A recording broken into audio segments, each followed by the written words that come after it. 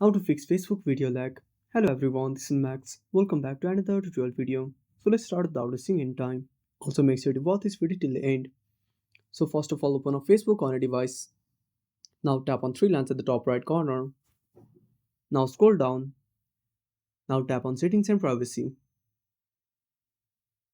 Now scroll down and tap on settings.